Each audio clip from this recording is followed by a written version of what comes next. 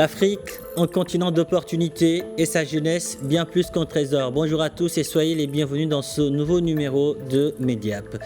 C'est une innovation qui prouve encore une fois que le Maroc est devenu un hub stratégique en matière de promotion de l'entrepreneuriat chez les jeunes. C'est aussi le symbole de Maroc, terre d'accueil, de formation et de performance des enfants d'Afrique. L'innovation de la semaine porte sur Carré Foot, une start-up média lancée depuis le Royaume par un jeune béninois, Aristide Nda. Carré Foot est une plateforme qui veut rendre plus visible le football africain, ses championnats, ses talents et ses grandes nations, à l'image du Maroc qui a fait du ballon rond l'un de ses soft power. Aristide Nda est en direct de Marrakech avec nous. Aristide, bonjour et merci d'avoir accepté notre invitation. Bonjour et merci à vous de m'inviter. Aristide, lorsque nous avons échangé au téléphone, vous m'aviez fait savoir que vous aviez très tôt, étant petit, dû faire un choix, celui de poursuivre vos études ou tenter l'aventure de devenir un footballeur professionnel. Vous aviez alors fait le choix des études. Et quelques années après, vous avez décidé de lancer la start-up média Carré Foot. Peut-on parler aujourd'hui de revanche passionnée ? Oui, clairement, on peut parler de revanche passionnée. Et j'ai d'ailleurs pas le football comme passion, j'ai aussi l'art, j'ai le design graphique.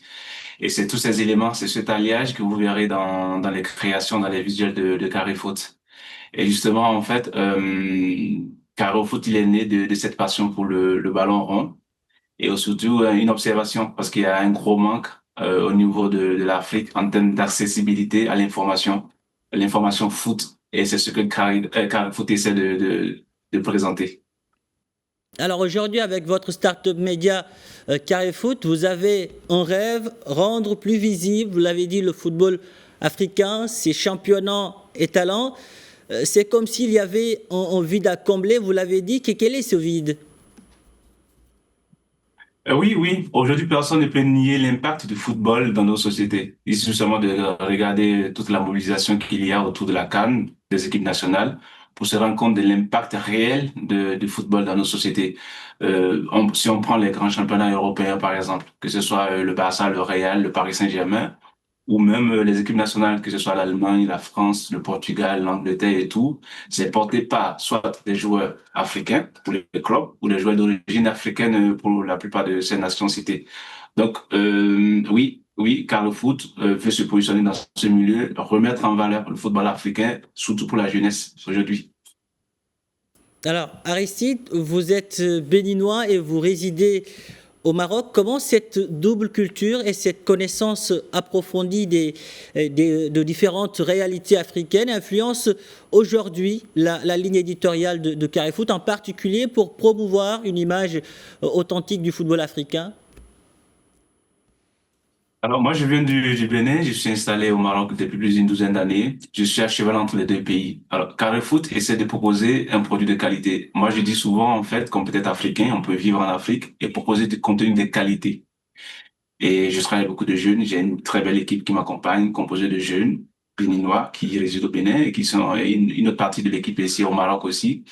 Et je me dis, en fait, que ce que Carré Foot surtout essaie de proposer, c'est un produit de qualité qui peut concurrencer des sites web, des plateformes, normes internationales, occidentales et tout. Donc, on peut être en Afrique, on peut être au Maroc, on peut proposer du contenu de qualité, de très bonne qualité. Et c'est cette ligne éditoriale que Carré Foot essaie de respecter. Du contenu de qualité fait par des Africains pour des Africains. Alors aujourd'hui, le Maroc est un hub stratégique pour le football africain et son rôle va certainement s'intensifier avec la CAN qui arrive, mais aussi le Mondial 2030. Aujourd'hui, quels sont les avantages que Carré Foot, en tant que start-up média basé au Maroc, tire de cet écosystème en termes d'accès à l'information, de réseaux professionnels et de visibilité sur la scène continentale ? Alors, au-delà d'un hub, le Maroc se positionne comme un soft power très puissant qui monte en Afrique. Il suffit de regarder, par exemple, la prochaine Coupe du Monde, après celle de 2026, bien sûr, celle de 2030, qui sera organisée entre le Portugal, l'Espagne et le Maroc. Pour que deux pays européens acceptent de s'asseoir sur la même table que le Maroc, cela veut dire qu'en fait, que le Maroc est au même niveau de ces pays européens. Donc, ce qui veut dire qu'en fait, il y a une avancée considérable. Et au-delà du soft power, c'est surtout des conditions et des infrastructures qui sont mises en place pour accompagner des jeunes, que ce soit des jeunes marocains ou des jeunes étrangers résidant au Maroc. Toutes les conditions sont réunies. L'accès à certaines informations, certains accompagnements sont au même titre que les étrangers. C'est ce dont moi je bénéficie aujourd'hui. J'ai une magnifique équipe déjà qui m'accompagne pour tout ce qui est structuration de la société, du média et aussi pour, voilà, pour justement aider Carrefoot à mieux se positionner et à prendre les défis qui arrivent, qui sont d'abord immédiats, la CAN, et ensuite la Coupe du Monde qu'on vise également avec Carrefoot. Être vraiment au cœur du football africain et servir tous les championnats qui sont desservis jusque-là. Servir tous les championnats du football africain. Alors aujourd'hui, Carré Foot vise à combler, vous l'avez dit, en vide médiatique. Au-delà des analyses tactiques, comment comptez-vous valoriser la richesse justement du football en Afrique? Est-ce que vous envisagez par exemple explorer plutôt des angles moins couverts par les grands médias tels que l'impact socio-économique du football sur les communautés africaines ou bien les coulisses de la gestion des clubs? Alors, aujourd'hui, je le disais un peu plus tôt, l'impact du football n'est plus à remettre en cause, surtout en Afrique. Si vous prenez par exemple d'un côté, vous prenez le football et de l'autre côté, vous prenez tous les autres domaines de divertissement ou ça peut être la musique, les arts, le cinéma, vous les mettez dans la balance, ça n'arrive pas à la cheville de l'impact du football dans nos sociétés.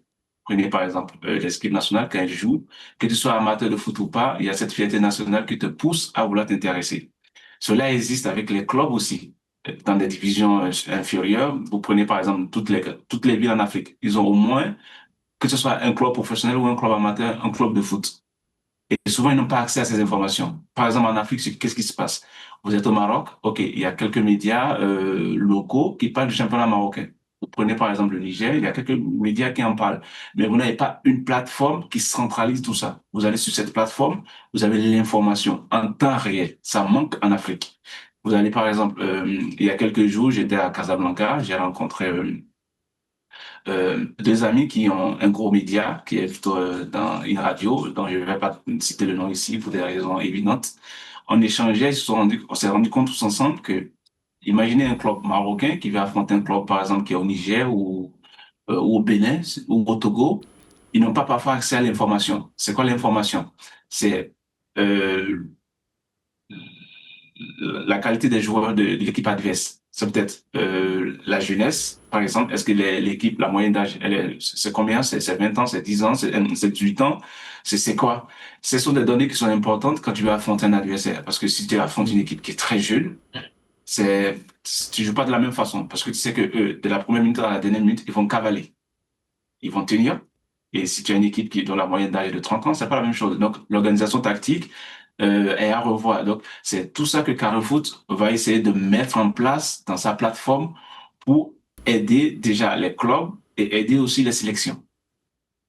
Excellent. Alors aujourd'hui, en termes de nouveautés, que nous réserve Carré Foot dans les mois et années à venir? Alors, en termes de nouveautés, bon, déjà, il y a la CAN qui arrive. Donc, on essaie de se préparer pour la CAN. On se prépare depuis des mois, depuis celle qui est bien passée en Côte d'Ivoire. On se prépare toute l'équipe ici. On essaie de courir à gauche, à droite. C'est vrai que c'est pas évident parce que ça demande beaucoup de moyens et voilà. Et si on a un accompagnement, ce serait bien. Et au-delà de la plateforme digitale, nous sommes en train de mettre aussi un support papier qui va accompagner la plateforme. Donc, c'est un magazine qui est bimensuel. Alors, en fait, beaucoup se demandent, mais pourquoi un magazine à l'heure là où très peu s'intéressent à la lecture? En fait, le magazine, il vient en soutien. Il vient en soutien à la plateforme digitale. On peut soit le télécharger, donc il y a une version forcément numérique qu'on peut télécharger sur l'ensemble de notre réseau, donc le site web, Facebook, les réseaux sociaux et tout. Et aussi, ce qui est abordé dedans, c'est les décryptages. Ce sont parfois des interviews, des portraits. Aller chercher là où personne ne va. Aussi, on va s'adresser à tout le monde, aussi bien les jeunes que les plus âgés. Et c'est ce soutien, c'est cette nouveauté-là que Carrefour est en train d'apporter. Là, j'ai un prototype que nous avons réalisé. Ah, je ne sais pas si vous le Excellent. voyez. Si, si. D'accord. Donc, il y a ça qui va sortir. Donc, là, le planning pour ce magazine, c'est de le faire le lancement en septembre. Déjà, donc, ça, c'est la nouveauté.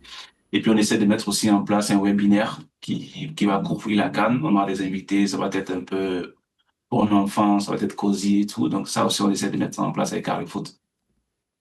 Merci. Aristide Nda, vous êtes très ambitieux. Merci pour toutes ces précisions. Merci d'avoir répondu à nos questions. Le Bénin, votre pays, est fier de vous. Le Maroc aussi, votre pays de cœur. Et l'Afrique. Voilà qui referme ce numéro de Mediap. Merci de l'avoir suivi. Un grand merci aux équipes techniques et rédactionnelles ayant contribué à sa réalisation. Où que vous soyez, prenez soin et allez jusqu'au bout de vos rêves. N'abandonnez jamais.